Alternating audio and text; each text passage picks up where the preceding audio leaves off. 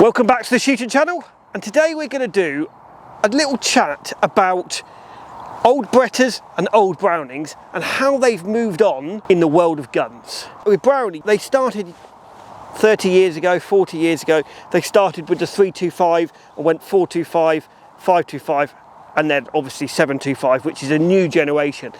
But they've developed the guns over the period of time. The same with the Beretta 686 Silver Pigeon, and they've moved them gaming clay and they've developed them over the time. I'm going to pick up here an old Silver Pigeon. The biggest thing that you can see on both of these guns is they had solid butt plates, so they didn't have any recoil reducers in them at all. And generally they look kind of basic in those days. Then when if you pick up a newer Silver Pigeon, and this is a Silver Pigeon Sporter, it's got the new buck plate on, which is the new recoil reducer. They've got the new engraving. They've developed the pistol grips more. The game gun, that was the Sporter, this is the game gun. A little bit more traditional, a little bit more nicer wood. They've just developed and brought them on over the time. But the general basic gun is still the same underneath. They haven't really changed the actual basics of the gun. Again, the Browning, I've got an old 325 here. Again, same as the Beretta, hard butt plate, no ventilated barrels, multi-chokes, very, very wide rib compared to the Beretta. The Beretta's got a little bit more narrow rib. Engraving, again, they just had the word Browning and a little bit of engraving there. Fore ends, they've changed the checkering pattern, and just generally, basis of the gun is the same. So you can see this is the 425. Again, a little bit less engraving, but the word Browning on there. No ventilated barrels, multi-choke. And then you can pick up the 525, and they've got the recoil pad like the new Berettas. They've got ventilated barrels, multi-choke. The new 525 comes with 5 chokes. The old ones generally came with 3 or 4 chokes. Checkering, they've changed the checkering slightly and just got the pattern slightly different. Fore ends, they've changed it. So they're a little bit more comfortable in the hand as they've gone up. But the basic gun is still the same. Engraving, they've taken the word Browning off of the main engraving, but they've put more sort of pattern on there. So that is really kind of the basis. I'm going to shoot a few with each gun, and I'm just going to talk to you about how each gun handles and how they've developed the handling as it goes on. So I'm going to start with the 325 Browning, and I'm just going to pick it up and I'm going to shoot a couple of pairs out of each one, and I'm going to talk to you each about the handling of the gun. So I'm going to start with the 325 Browning, which again, no recoil pad, no ventilated barrels, wide rib. Pull. Pull. Pull. Pull. Pull. Pull. Biggest thing I would say about that is the recoil. Tends to recoil a little bit more. Balance isn't quite, it's a little bit more barrel heavy. I think probably because the rib's a little bit wider, so it's a little bit more barrel heavy than what I would like. But again, it's just developing it. Now I'm going to do the 425. Again, same size rib, no recoil pad on the back of it, no ventilated barrels. Pull. Pull.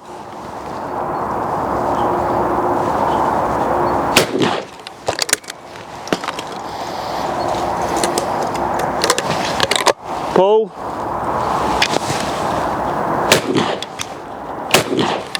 Recoil about the same as the 325. I'm going to be completely honest, the handling is slightly better. It's a little bit more balanced in the middle than what the 325 is. So the 425 just generally handles that little bit better. And then I'm going to try the 525. Again, this has got the new recoil system on it, the ventilated barrels, and the rib is slightly narrower. Still a Sporter, but slightly narrower. Pull. Pull. Pull.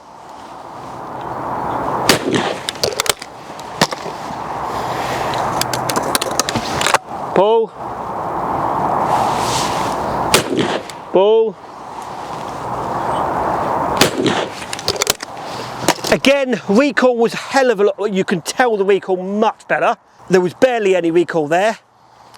The balance was even better. Again, it was a lot more balanced right in the middle. So it was balanced there. It didn't fall down on the barrel. You can tell how the gun is developed. But if you think about it, this retails at about £1,500. So the gun actually hasn't gone up that much. You can still pick up a 325 or a 425 for £800 and £900. You don't lose a great deal of money on these guns. And if you think about what extras you get, so now you get a plastic proper ABS case for the new ones, the old ones you didn't, you get maybe a couple more chokes for them. So you get a lot more for your money with these new ones, but they've developed it. It's still the same gun inside, they've just developed the gun, which I feel is a tick in the box for Browning on their development skills. They've taken the basic gun because it works, and they've just developed it as the years go on. So it's just a good comparison to make of how the guns have moved on in the years. So now I'm going to do the same thing with the Beretta Silver Pigeon range. So I've got the old Silver Pigeon, hard butt plate, no ventilated ribs. This one is actually a fixed choke one. Let's see how this works. Pull.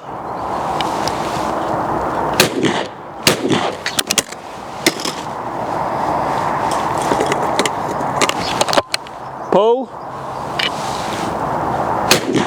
Pull.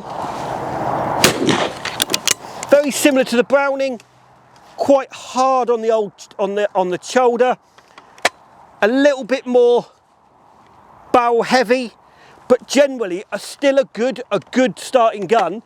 Okay, the Berettas tend to be a little bit low in the comb, but they're still a good balancing gun for the money. So, okay, apart from the recoil, you can't really fault it. They've developed it.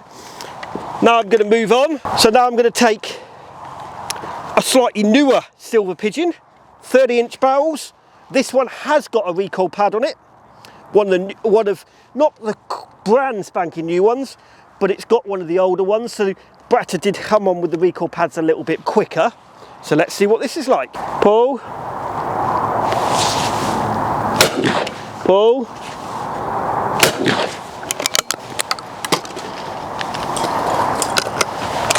Pull. Pull. Balance isn't quite as good on the Browning side, but the step up, the recoil was better. So the recoil barely recoiled in my shoulder at all. A little bit lighter.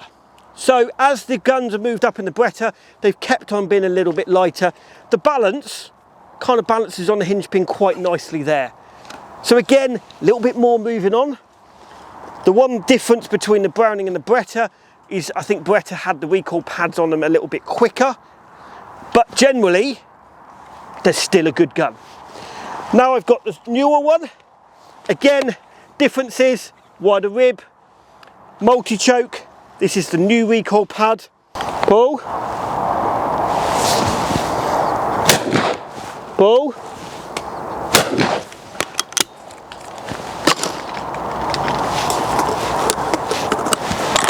Pull. Pull.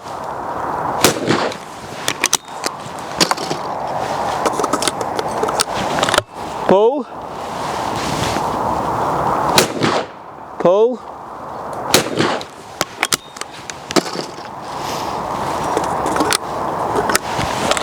Pull. Pull.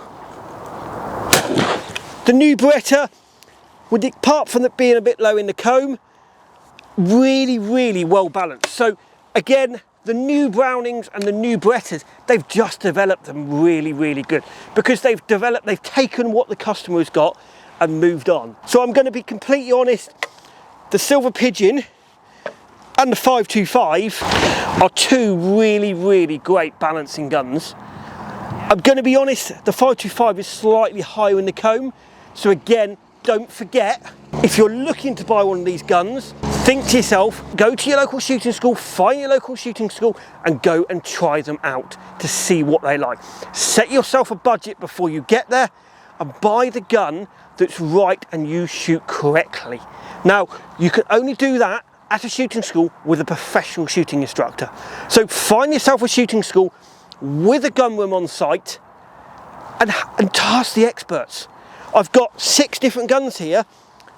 They're all fantastic, they all balance well, but they will all fit you slightly different. I hope you've enjoyed this programme. Please comment below on anything you've seen on the Beretta Silver Pigeon N686s or the Browning 325 to 525. Please comment below if you've got one, or if you've moved on, if you've had a 325 or had an old Silver Pigeon and you've moved on up in their range. I hope you enjoyed this programme. Please like and subscribe, and we'll see you on the next one.